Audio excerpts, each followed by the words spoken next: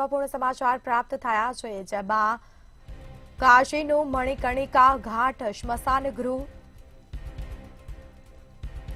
અને જ્યાં 24 કલાક છે ત્યાં ચિતાઓ સળગતી હોય છે।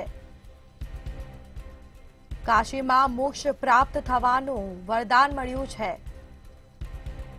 જેમાં દૂર દૂરથી લોકો અંતિમ વિધિ માટે કાશી આવતા હોય છે। આ મણિકર્ણિકા ઘાટ ઉપર અંતિમ સંસ્કાર કરવામાં આવે છે। મણિકર્ણિકા ઘાટ ઉપર અંતિમ વિધિથી મોક્ષની પ્રાપ્તિ થાય છે।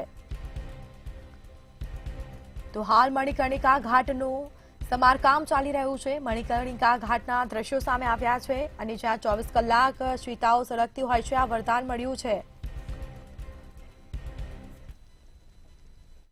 એક કહેવત છે કે સુરતનું જમણ અને કાશીનું મરણ। જો તમે કાશીમાં આવો અને કાશીમાં જે લોકોનું મૃત્યુ થાય છે તેને સીધો મોક્ષ મળે છે, એટલે કે મોક્ષ પ્રાપ્તિનું પણ સ્થળ કહેવાય છે। અને આ કાશીનો મણિકર્ણિકા ઘાટ છે કે જે 24 કલાક ત્યાં જે ચિતાઓ છે તે સળગતી રહે છે, કારણ કે ભગવાન શિવે વરદાન આપ્યું હતું। કારણ કે માતા અને પાર્વતી અને ભગવાન શિવ જ્યારે અહીંયા ફરવા આવ્યા હતા અને ત્યારે માતા પાર્વતી અહીંયાથી તેમનાથી દૂર થયા હતા અને ત્યારબાદ સતી તરીકે દૂર થયા હતા અને ત્યારબાદ તેઓ પાર્વતી સ્વરૂપે મળ્યા હતા। એટલે ભગવાન શિવ છે તે અહીંયા તપ્યા હતા અને ત્યારબાદ તેમણે વરદાન આપ્યું હતું કે આ જગ્યા, કાશીની આ જગ્યા છે તે 24 કલાક જેવી રીતે હું તપ્યો છું તેવી જ રીતે તપતી રહેશે। ત્યારથી લઈને અત્યાર સુધી જે આ મણિકર્ણિકા ઘાટ છે ત્યાં ચિતાઓ છે તેનો અવિરત જે પ્રવાહ છે તે ચાલુ રહેતો હોય છે અને અહીંયા જે ચિતા લાવવામાં આવે છે તેને સીધો મોક્ષ પ્રાપ્ત થાય છે તેવું શિવજી દ્વારા વરદાન પણ આપવામાં આવ્યું હતું કે કાશીમાં જે લોકોને